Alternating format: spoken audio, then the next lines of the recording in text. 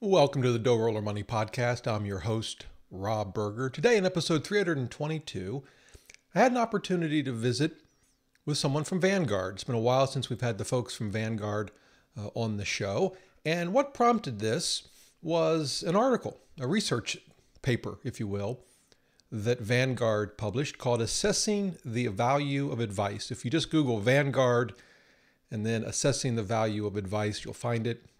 It's a PDF. And it gives you, what they tried to do was lay out a framework for thinking about how valuable financial advice is. And here I'm thinking advisory services. So the kind of advice that Vanguard offers in its advisory services that costs 30 basis points. Of course, you can find others, as we well know, that charge a heck of a lot more than that. And when I think of these kinds of services, I think of it in terms of just investing, right? Managing your assets, rebalancing for you, helping you pick mutual funds and that sort of thing. But of course, there's a lot more that they can and I think typically do. Now, put aside whether what they do is worth, say, 1% of your wealth year in and year out, or even 30 basis points. In the case of Vanguard, that's a question, maybe the key question, right? Because as we know, we can get advice on an hourly basis in terms of trying to figure out how we should take Social Security. Should we do Roth conversions? Are we on the right track to retire early or on time or late, whatever the case may be? So we know we can get hourly advice, and we've had folks on the show that do that. That's not the typical model. It's assets under management, and that's true with Vanguard and their 30 basis point advisory service. So the paper was interesting to me because they took a number of different angles at valuing advice. It wasn't just managing a portfolio. The other thing that I liked about the paper was it wasn't a sales, it's not a marketing paper. It's not designed to try to get you to sign up with Vanguard. That being said, I have decided to go through the process of having Vanguard advisory services evaluate my financial situation, evaluate my portfolio. Can't wait to hear what they have to say about that. And I don't know that I'll use their services, even at 30 basis points. For me, it's a lot of money. And that's something that has always kept me from paying, for services on an asset under management basis. Plus, I kind of like doing this stuff, so there's that as well. But I'm still going to go through the process, and who knows? Maybe I'll change my mind at the end of it. Whatever the outcome is, I will share that with you all in a future episode. But for today, we have Steve Utkus on the show. He is from Vanguard. He is a co-author of this paper. It was a pleasure to speak with Steve and to kind of walk through the paper and the analysis that they did. I hope it provides some insight for you as you think about what's best for you and your family. So let's get right to the interview. Steve, welcome to the show. Rob, it's great to be here. Thanks for having me. Well, thanks for taking some time to speak with us. I found your study, Assessing the Value of Advice, to be fascinating and kind of a question that comes up all of the time with folks that I talk to. How much should you pay for an advisor, and how do you value that advice? Kind of to get started, why don't you just give us a little bit of your background so folks listening know who you are and what you do at Vanguard?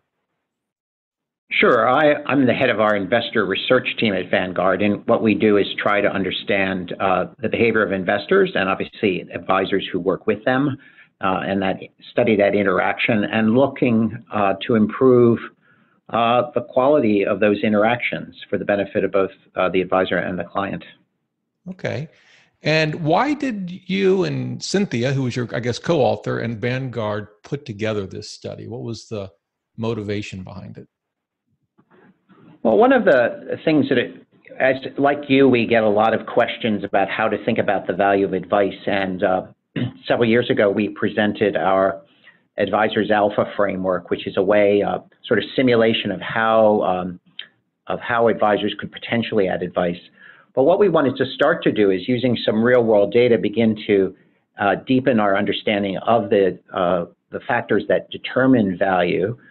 And to start that, we devised with a variety of experts at Vanguard a I don't want to call it a new framework because I think advisors would find it funny to call it a new framework, but I'd like to call it a unified framework for thinking about value and advised client relationships. It has three pillars: portfolio outcomes, financial outcomes, and emotional outcomes. And using this three-part framework, what we did in this paper is we just wanted to illustrate the framework with a little bit of data from a variety of sources at Vanguard from our advised business that we run in the U.S. Right. And what I kind of like to do is go through the three pillars in the time we have Sure. together. And I'll start with portfolio outcomes. And I know from the paper, you, if I understand it correctly, you looked at some advisory clients of Vanguard and you said, okay, what did their portfolio look like before they used our advisory service? And then what did it look like afterward? Is that fair?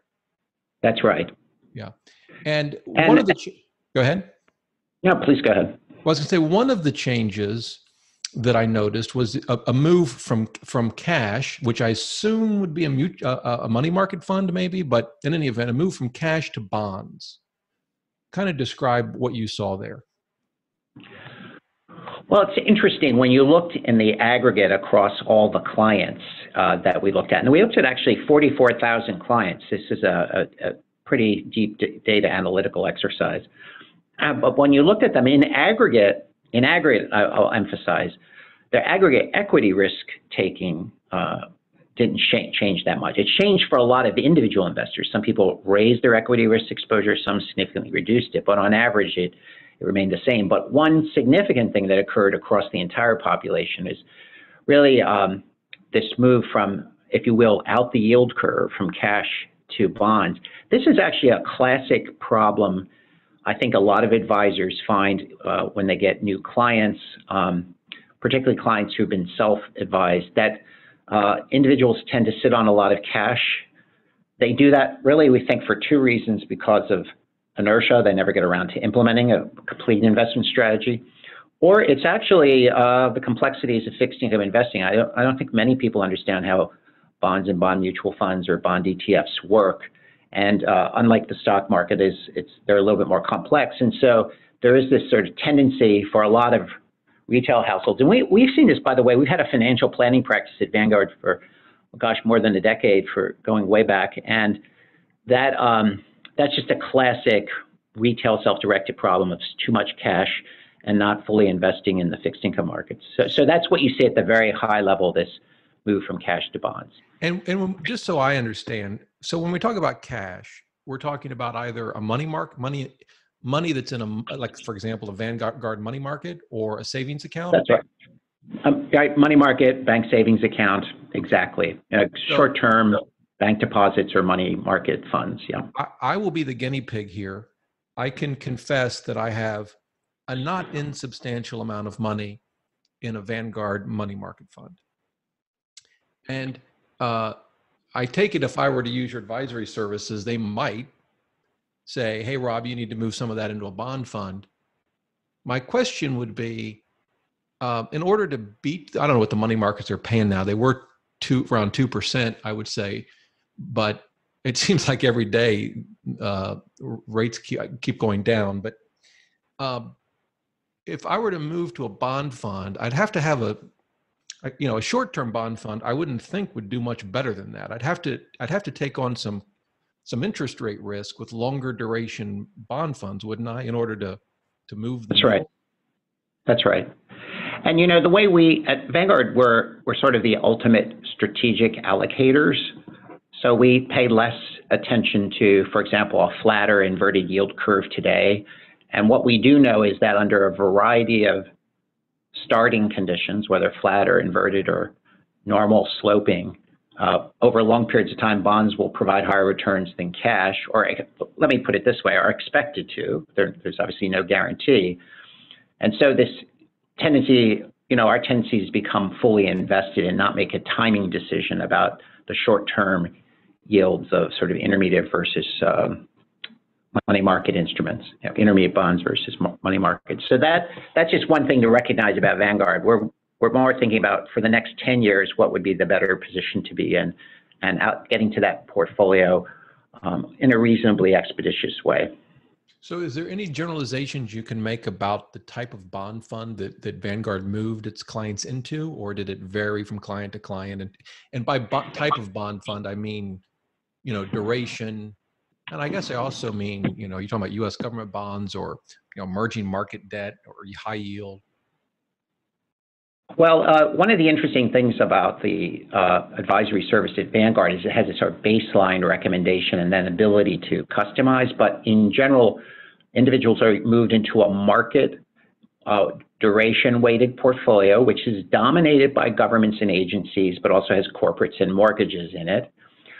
If it's on a tax-exempt side, it would be in a muni portfolio in that intermediate range. Okay. And clients can also sometimes, on the taxable side, request a corporate overweight because there's some discussion, like you, about the relative merits of different parts of the fixed income market.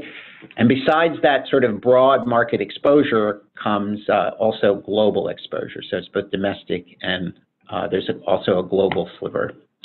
So you get really broad, the principle behind the whole portfolio construction process is broad asset class diversification. Right.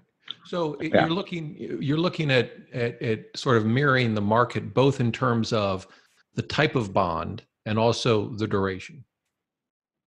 That's right. It's usually a market-based portfolio. But again, there can be client deviations based on particular beliefs, sure. Although I think in most cases, individuals stick with the recommended approach from their advisor because not many people have strong beliefs about overweights in one direction or another.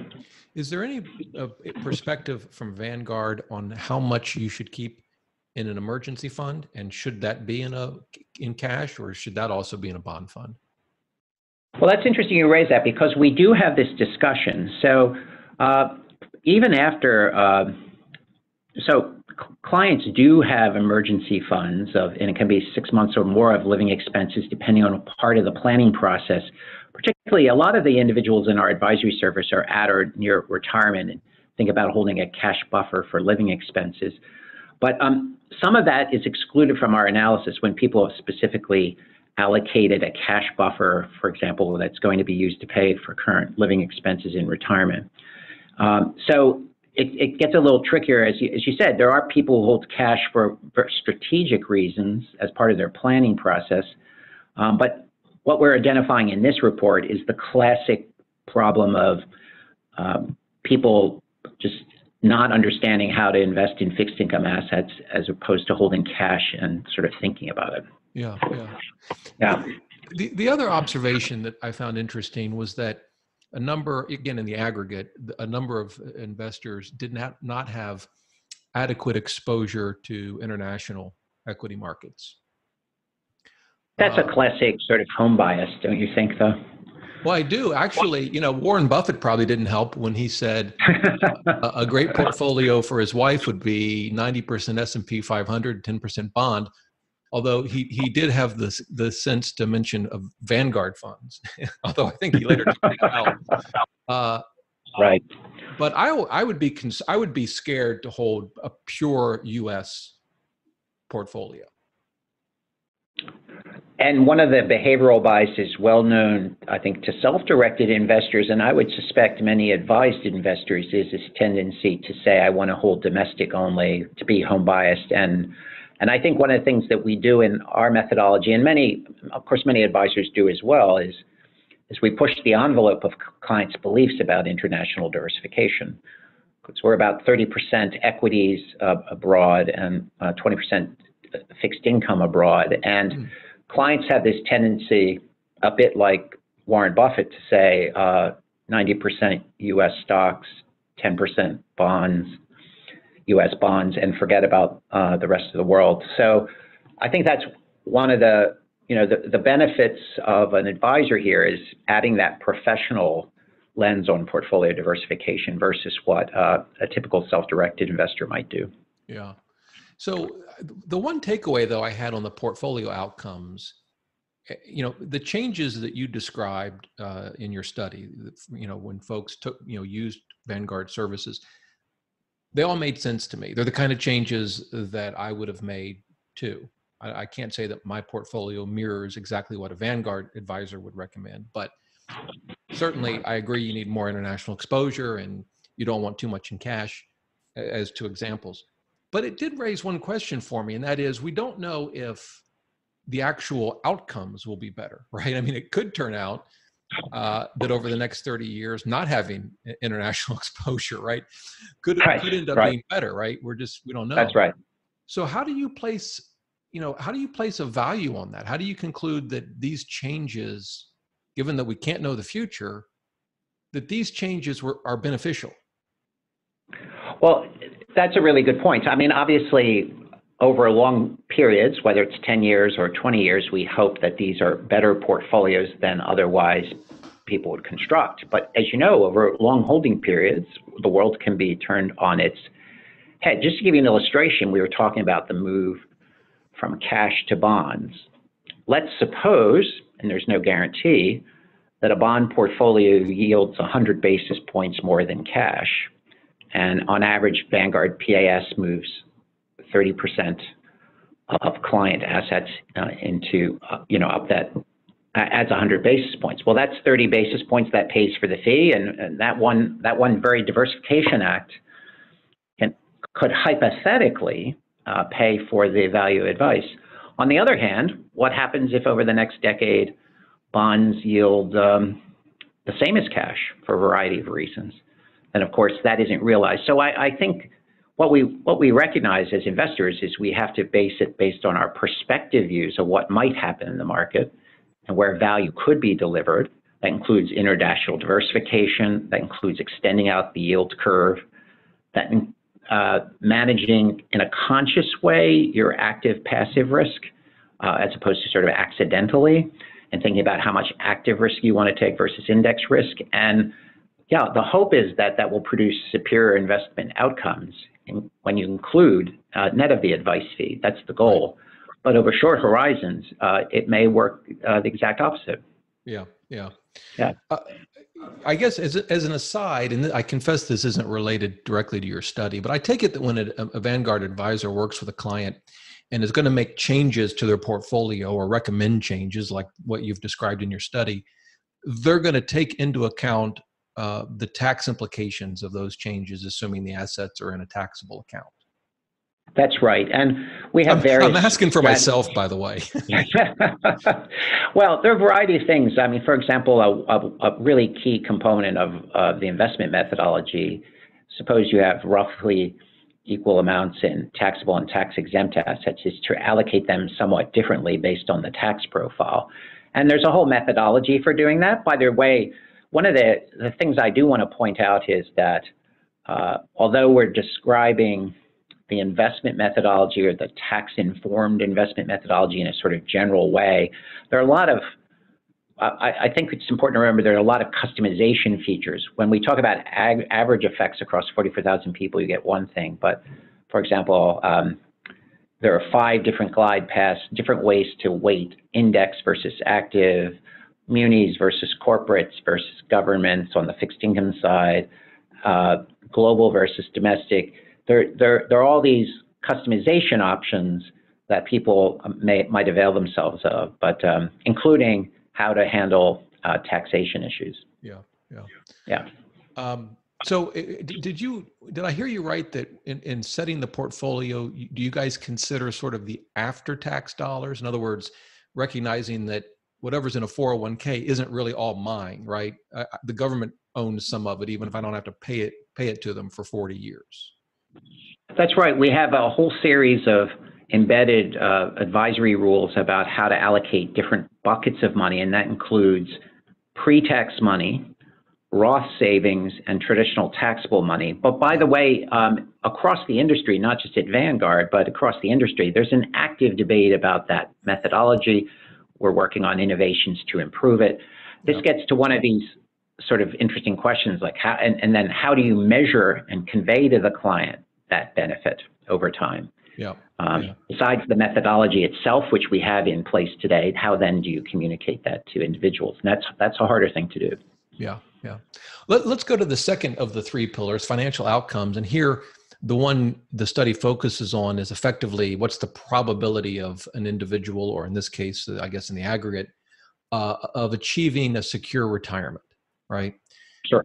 And which is ultimately at least one of the primary financial goals that folks have. And Yeah. My first question for you is, how did you guys go about assessing whether, and I know you looked at, I think in this case, over 100,000 clients, as I recall. That's right. Yeah. How did you go about assessing whether or not someone was, the odds of someone achieving a secure retirement? And maybe I should even back up. What's the definition of a secure retirement? That you die before your money runs out, or is there some other definition that you guys used? Yeah, absolutely. We have a definition that's based on longevity and liquidation of assets. And each person, again, has a customized plan. So whether that person dies with $1 or $500,000 or $1 million is a planning consideration that is part of a forecast. The key notion, I think most financial advisors today, as part of their practice, at some point provide clients with a goals-based forecast. Now, that we picked on retirement because that's obviously the classic goal of most households. Even the most affluent households, as well as middle wealth households, identify retirement as a top priority. So we just picked that one out of the data, and to convey this idea that portfolio outcomes are great. That's pillar one, but they're in service of something more substantive, which is the ultimate financial goal of the client, whether that's long-term wealth accumulation, intergenerational wealth transfer, bequests, college expenditures, capital formation for a new business, or in the case most commonly for our clients, the most common goal is retirement. It's funding a secure retirement throughout your life or over the joint lives of a spouse, partner. So I think that is really the goal of the second illustration of this data, to say that measuring this and tracking this is one of the important elements. And it's arguably as important, if not more important, than the portfolio outcomes, because the portfolio outcomes are merely an input, one of the many inputs to a financially secure retirement or the achievement of any other particular goal. Right. So for an individual, if you define their secure retirement as whatever, having $1, not running out of money before they die, or whatever it is for that individual, like you said, it could be intergenerational transfer of assets or whatever, wealth, but whatever the goal is, once you know the goal and you want to assess the probability that they will achieve that goal based on the information you have at the time, is it effectively just a Monte Carlo simulation, or is it more different or more or less sophisticated than that? Well, it is a Monte Carlo simulation, and it has a variety of what we call stochastic, meaning variable inputs. The biggest determinant of the results are the range of potential capital market forecasts, what will happen in the equity and capital markets. So the investment return side is the biggest driver of the variation today in our models. And what we like to show people is that in very weak markets, or in very strong markets, obviously, but in weak markets in particular, that you still have a chance of meeting your financial goals and then some. So that's the real purpose of that forecast. And we put it front and center in the planning process because we think ultimately clients are interested in the chances of achieving their goals with the portfolio as an input to that process. And we recognize that that's the goals-based planning orientation aligns the customer experience more with the wealth management approach rather than the classic asset management or portfolio management approach of financial advice. And that seems to be the thing that resonates most with clients. And for your study, did you sort of run whatever the model was, run the 100 and some thousand clients through that model based on where they stood before they used Vanguard's financial advisors, and then where they stood after, to see if their financial outcomes or the probability of achieving, in this case, a secure retirement, improved? Well, that's our next step. What we did is we actually have begun to start tracking this at the aggregate level. So today, for the Vanguard's advisory service, has been up for about 4 or 5 years, really 4 years, depending on when you consider the launch date. And we've just begun to aggregate these and think about this question of how they change over time. Because during this process, we've been adding a lot of clients. And one of the interesting dilemmas, and I think most financial planners and wealth managers will recognize this, is that this is a really data-intensive process. And part of our advisory business is building out that data to allow us to track this as a time series metric for the client over time. But our goal in the paper was really to present this to say that this metric, although the focus is so much on portfolio performance, like we discussed, we need to elevate this metric, begin tracking it formally, and as you said, begin talking about the changes over time, and give clients that experience of how they're progressing, or if you're not progressing, why. So in relation to financial outcomes and secure retirement, and feel free to pass on answering this question, but you're of course familiar with the 4% rule. Right. And I've had other folks from Vanguard, but I had Maria on the show to talk about the 4% rule several years ago. And I know from what you just described, that's not what you did. I mean, you did a much more sophisticated analysis. But there's some that would say the 4% rule, sort of even as a rule of thumb, is sort of taking on water because of the low interest rate environment and the equity prices, which some think are high. Any thoughts on that? Is the 4% rule a thing of the past and now we've got to go to the 3% rule? Or does Vanguard Advisory Services not even really use that kind of analysis? Well, you can, a good rule of thumb for people to talk about is a number like 3.5%, sometimes even 4%, depending on your age. But I think that's a good rule of thumb to begin the conversation. But our particular model, and I think this is where most advisors are landing from a pure methodology perspective, is this idea of a dynamic market-based withdrawal rule. Mm-hmm. That in periods of rising markets, you can bank some of that as a higher permanent withdrawal rate from your portfolio. But when the market deteriorates, you either have to leave your withdrawal amounts at fixed in nominal terms, or you have to even reduce them by 1 or 2% to improve the chances of achieving, for example, a secure retirement. This is, by the way in which these probabilistic forecasts can be used in a Monte Carlo, can be used with a client. If a client wants to increase spending because we've had strong markets, or the advisor says our recommendation is to increase spending because we have that those tailwinds, the actual forecast can show you that it may not have any material effect on your outcome, or it might increase by a few percentage points the probability of not meeting your goals. So you can have that discussion of the trade-off of increased spending versus probability of success. Right. And that's really the aim. I mean, that's what the best we can hope for, because we can't guarantee success, but can we at least talk to clients about the probability of success. Okay.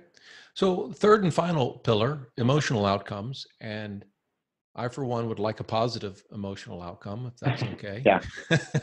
How do I get that? Or I guess the better question is, what did you find in terms of Vanguard's advisory services abilities to, take away some stress? Well, I think the third pillar, so when you think about value, people can say, oh, I'm paying for portfolio management and getting various results out of that. I'm getting people helping me plan and forecast my financial goals and the attainment of them, and all the strategies like savings and spending and tax and benefit plan and all kinds of strategies that support those sort of wealth accumulation goals or wealth management goals. The third one's a little bit softer, which is the holistic side. Now, if you talk to any advisor in the street, they of course say that's the essential part of the business, having that personal connection and emotional relationship with a client. That's an important element of the service. And what we've tried to say is that measuring that well-being is really something we as an industry and as a as a business and even at the client level have to do a better job of thinking about. There are all these different components of emotional well-being. There's, as you know, there have been plenty of studies about trust and trust in markets and trust in advisors and financial institutions. There's been a lot of discussion about behavioral coaching during market downturns. The market research people will tell you there's a lot of emotional connection that comes from the sense of accomplishment, being organized, taking charge of your finances, feeling a sense of fulfillment from having a plan and working with someone to achieve financial objectives. That's an emotional component that's not captured anywhere else.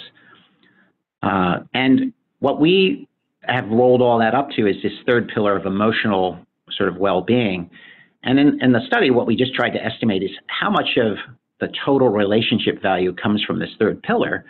And for many clients, it's the most important pillar. It's nearly half of all the value that they assign is to this emotional feeling of well-being.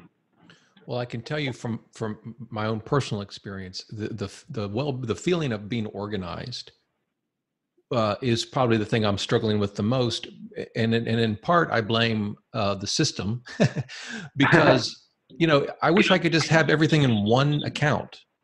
But you've got your inherited IRA over here, you've got a Roth, a traditional, a 401k, an HSA, another HSA. You can consolidate at various times, for example, when you leave an employer, for example.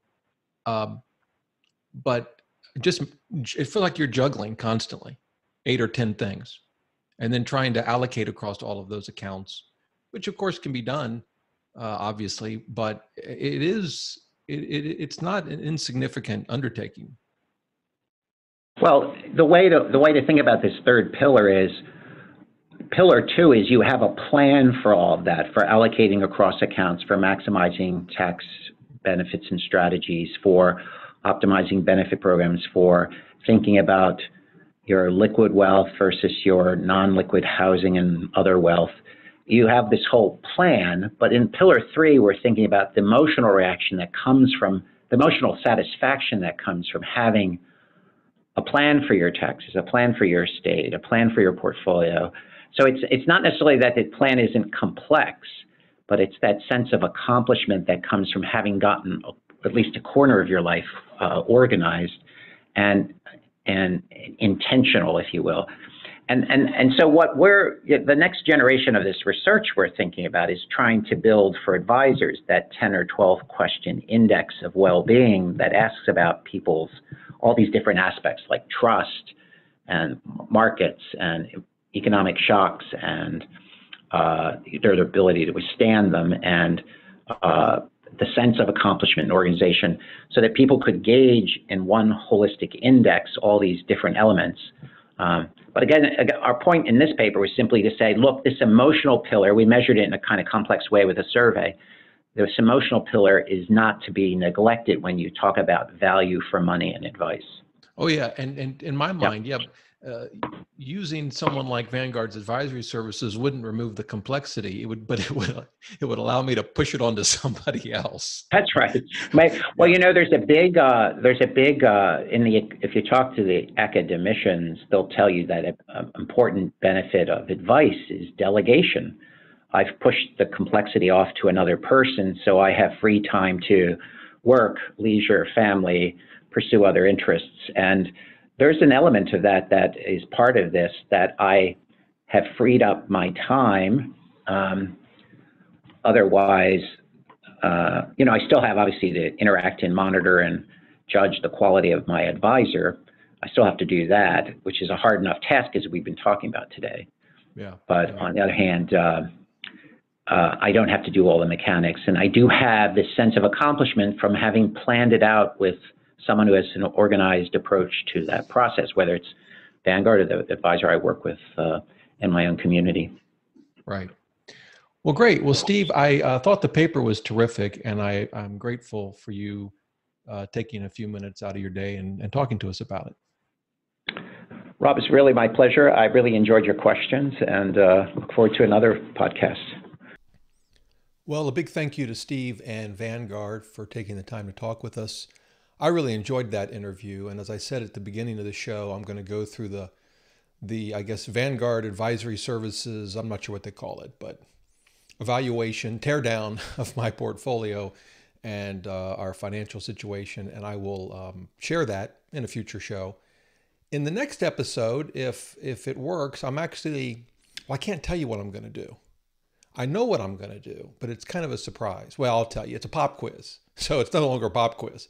See, I told you, now I've ruined it. It's not a pop quiz. So I'm going to give you guys a test in the next episode on a particular personal finance topic dealing with debt. That's the plan. Well, again, it was a pop quiz.